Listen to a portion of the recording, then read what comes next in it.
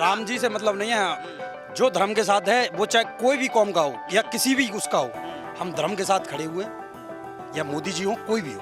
पर बीजेपी एक ऐसी पार्टी है जिसको सभी लोग वोट देना चाहते हैं और देंगे। ये मुद्दा छोटा मोटा नहीं है, ये बहुत बड़ा मुद्दा है मंदिर का। ना कोई पैदा हुआ है, ना कोई बनवा सकती थी पार्टी अभी तक। क्षेत्र में कहीं पे भी कोई विकास की मतलब कोई उम्मीद दिखाई नहीं दी रही है। इसके कारण से अब के उम्मीदवार जो राजकुमार जी जो उतारे हैं कि उनकी आशंका दिखाई नहीं दे रही जिससे कि वो जीत सकें। कहाँ से है या क्षेत्र में आवे तो रोड ही बन जाए, रोड पर देख लो किसी किसी गड्ढे डले, आदमी मर रहे हैं। राजकुमार चाहर तो निकलेगा, उसको कोई नहीं रोक रहा है। चाय जो खोल रही है ना, गर्मी भी बहुत ज़्यादा है, लेकिन उससे ज़्यादा जो है ना सियासी तापमान चढ़ा हुआ है। और 2 दिन बाद यहाँ पे चुनाव फतेहपुर सीकरी में।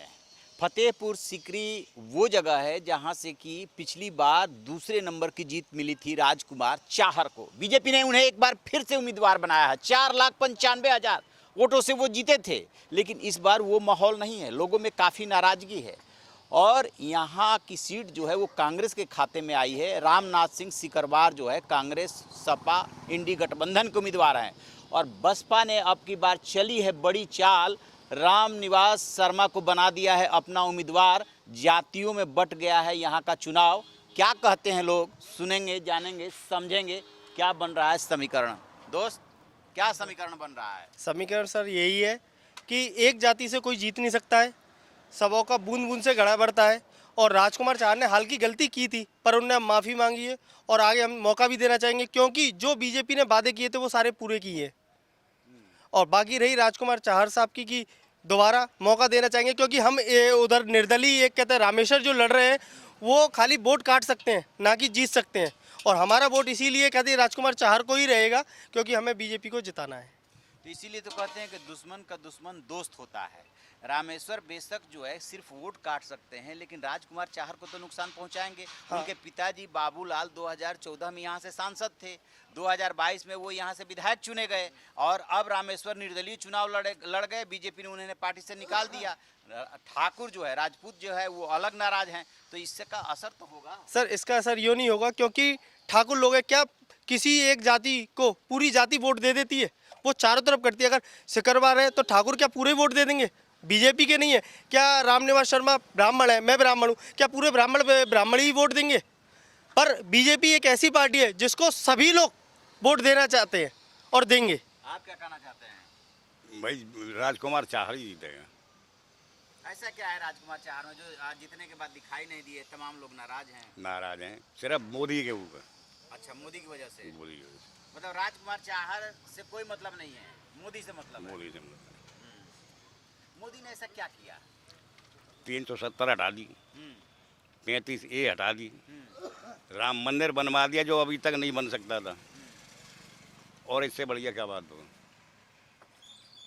ये मुद्दा छोटा मोटा नहीं है, ये बहुत बड़ा मुद्दा है मंदिर का। ना कोई पैदा हुआ है, ना कोई बनवा सकती थी पार्टी अभी तक। आप कुछ कह रहे थे, खुल के कह डालिए, एकदम मन की बात कह डालिए। चलिए ठीक है, पूछिए आप जो किस विषय में बताऊं। क्या है यहाँ चुनावी माहौल? कांग्रेस कुछ करने वाली है, इंडी गठबंधन कुछ करने वाला है इस बार यहाँ पे? राजकुमार चाहर से नाराजगी है क्षेत्र में, घूमने से ये पता चल रहा है। हाँ, राजकुमार चाहर की ऐसी कोई बात नहीं है, ज़्यादा नाराजगी नहीं है, पर जनता देख चुके हैं जो आने वाले समय की तरफ और बीता हुआ समय की तरफ जो है। इसलिए क्योंकि मोदी जी हैं या योगी जी हैं, वो मतलब पार्टी के बहुत ही अच्छे माननीय कागज़ जो बने हुए हैं अध्यक्ष, मगर उनकी तरफ से नहीं है। मगर ऐसा माहौल बन गया है कि कुछ कार्यकर्ता उन्होंने ऐसा काम कर दिए कि जिसके चलते बीजेपी सरकार के चलते जो कि क्षेत्र में कहीं पे भी कोई विकास की मतलब कोई उम्मीद दिखाई नहीं दी रही है। इसके कारण से अब के उम्मीदवार जो राजकुमार जी जो उतारे हैं कि उनकी आशंका दिखाई नहीं दे रही जिससे कि वो जीत सकें, क्योंकि अब के कांग्रेस का और बाका राहुल गांधी और क्या कहते हैं तुम्हारे अखिलेश्वर जी का बेशक गठबंधन है। सरकार अब के ना ही उनकी सीटें कुछ ऐसी उम्मीद दिखाई दे रही जो कि अब के इस बार बहुजन समाज पार्टी को पूरी तरीके से वोट मिलने की उम्मीद दिखाई दे रही है। फतेहपुर सीकरी रामनिवास शर्मा जी इस बार कुछ नया गुल खिलाने वाले हैं यहाँ से। इस बार नया गुल खिलाने वाले हैं, उनको सभी जातियों धर्म से पूरी तरीक़ा से वोट मिलने की उम्मीद है उन्होंने। और अच्छे व्यक्ति हैं जिन्होंने मतलब पहले से ही कहा गए थे, उनके आचार विचार सहित सब बढ़िया हैं। चरित्र भी उनका बहुत बढ़िया है, जो कि उन्होंने ध्यान दिया है कि गरीबी से, किसानों के जलत से, बहुत ही अच्छे इंसान है, जिसकी जलत है उनको अभी आप कुछ कह रहे थे कि मीडिया वाले गड़बड़ करते हैं, वो भी बोल डालिए, मन की बात बोल मन डालिए। की बात यह है कि जो जहाँ अगर उनके किसी से पूछते हैं तो जो चीज़ें यहाँ अगर मीडिया वाले पूछते हैं तो वो मीडिया वाले ऐसा भी कर देते हैं कि पूरे टोटल चैनल पर वही एक खा कहते हैं बीजेपी के अलावा, फूल के अलावा और किसी व्यक्ति के कोई भी नाम हाथी को भूल जाते हैं। हाँ, हाथी को भी भूल जाते हैं और दूसरी पार्टियों को, अन्य पार्टियां जितने भी उनको भी सभी को भूल जाते हैं, किसी के बारे में कोई चीज़ बताते ही नहीं है कि इस तरीके का मामला चल रहा है। अन्यथा एक फूल के अलावा और भी कोई बात नहीं हो पाती है।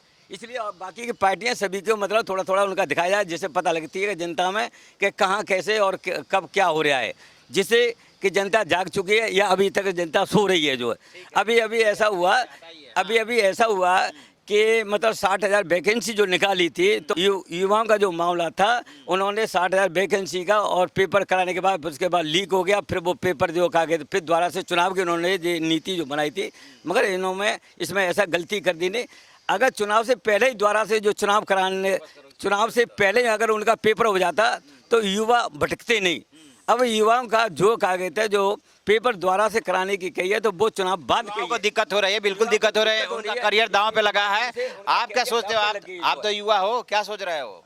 सोच क्या रहे हैं, यही सोच रहे हैं कि मोदी साहब की, पीएम साहब की मतलब सरकार आनी चाहिए। सब चीज़ से पहली बात तो ये है कि बहन बेटी सुरक्षित हैं, ठीक है, लूटपाट बंद है। मतलब जो भी हमारे कहने का मतलब यही है कि ऐसी सरकार होनी चाहिए जिससे कि हम लोगों को सुविधा हो सके, कोई हमें धमका ना सके, ना जाए सता ना सके। सरकार में कोई आपको धमका नहीं पाता है? ऐसा लगता है कि सुरक्षित कौन धमका देगा? मैं कह रहा हूँ अभी कोई धमका के देगा या चांटा मार के देख ले, मैं अभी उसका जवाब देता हूँ। अभी पज्जे का हम तो मोदी साहब को ही चाहेंगे, उनके लिए वोट है। रोजगार भी तो मिलना चाहिए, महंगाई भी तो कम होनी चाहिए। काय की महंगाई है? मान के चलिए किसी समय में 10 रुपये किलो आटा था, रोजगारी आदमी को 100-125 रुपये रोज मिलता था। आज कहीं भी फैक्ट्री में चला, किसी भी कल 300-400 रुपये आदमी कर लेता है, तो 30 रुपये किलो आटा है, इसमें महंगाई कहाँ से हो गई? अच्छा जी, ये बताइए कि फ्री में अनाज मिल रहा है? फ्री में कौन सा अनाज मिल रहा है? हाँ, मैं गेहूँ चावल मिल रहे हैं मोदी सरकार से। तो लोग कह रहे हैं कि बाजरा बट रहा है, इस गर्मी में बाजरा कौन खाए? नहीं, बाजरा मिल तो रहा है, बाजरा भी मिल रहा है, तीनों चीज मिल रही हैं, लेकिन गर्मी में खाएगा कौन? वो रखा रहता है, किसी काम तो आ नहीं रहा है, वो नहीं आ रहा है। तो भैया क्या होगा वह तो पता नहीं, हम तो यहाँ चाय बना रहे हैं 2 मिनट। अब तो देखो मालूम पड़ा समय पे आवे किसका माहौल किसका टाइट है, भौकाल किसका टाइट है इस बार? तो ये मोदी जी का दिख रहा है सर, मोदी जी का दिख रहा है माहौल तो। हाँ, तो आपको मोदी जी से मतलब है, राजकुमार चाहर से मतलब नहीं है? पिछला चुनाव 4,95,000 से जीते हैं और एक बार क्षेत्र में नहीं आते हैं। कहाँ आते हैं? जब क्षेत्र में आवे तो रोड ही बन जाए, रोड पर देख लो किसी किसी गड्ढे डले, आदमी मर रहे हैं। तो भी तो कह रहे हैं कि बीजेपी ही ठीक है। आज तक रोड पर कितने गड्ढे हैं कलवारी क्षेत्र में? किसी रोड पर आज तक रोड नहीं बना। जो वैसे रोड बनने हैं, जो बनने हैं बोलो, इस रोड पर कम से कम रोज एक्सीडेंट हो रहे हैं। कोई रोड कोई विकास नहीं, फिर भी वोट बीजेपी को है। क्या लग रहा है इस बार? इस बार फिर से मोदी जी। मोदी जी क्यों? ऐसा क्या किया वो उन्होंने? धर्म के साथ हैं अच्छा। और हम भी धर्म के साथ हैं। मतलब राम जी का राम जी से मतलब नहीं है, जो धर्म के साथ है, वो चाहे कोई भी कौम का हो या किसी भी उसका हो, हम धर्म के साथ खड़े हुए हैं, या मोदी जी हो, कोई भी हो। रोजगार महंगाई से कोई मतलब नहीं है। नहीं, क्यों नहीं है? हाँ। हम उनके साथ खड़े हुए हैं ना। महंगाई जब भी थी और आज भी है, महंगाई तो उस दिन भी थी और आज भी है, महंगाई तो पहले भी थी और आज भी है। आप क्या करते हैं? मैं अपना व्यापार करता हूँ। अच्छा, अपने व्यापार से संतुष्ट हैं? बिल्कुल संतुष्ट हूँ, कोई बेरोजगारी नहीं है? कोई बेरोजगारी नहीं है मेरे हिसाब से। आपका भी यही मानना है? सब यही है हैं? सब ठीक है। भाई। और जो महंगाई का है, आज जो है 10,000 रुपये मोबाइल लेके हर आदमी गरीब 10,000 रुपये मोबाइल है। महंगाई है ही नहीं, कोई महंगाई ना, कोई दिक्कत नहीं। ये युवा जो तैयारी करते थे, अग्निवीर योजना लेकर के आ गए 4 साल के लिए, सब बकवास है, हैं? सब बकवास है। ये मेरे बाबा जी। क्या लग रहा है आपको? किस चुनाव चीज़ में का? इस बार क्या माहौल है? माहौल मोदी है। मोदी ही क्यों? कुछ तो बात होगी। मोदी देश की रक्षा करेगा बिल्कुल। इससे पहले क्या था? पहले बस पैसे ही नहीं थे सरकार के पास में असला बारूद के लिए।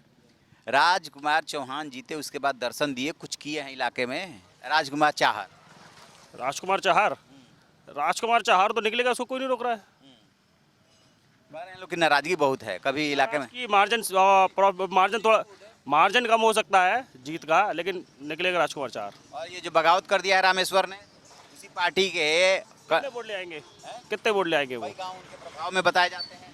3.5 लाख वोट से जीतेंगे थी पिछली बार। इस बार कितने वोट ले लेंगे? 1 लाख 1.5 लाख। लेकिन जो मोदी ने काम किया है उसका जो थोड़ा बहुत प्रभाव आएगा। आगे खड़ा है, हम आए आपके पास। और बताइए। और कोई है? आप नहीं बोलोगे?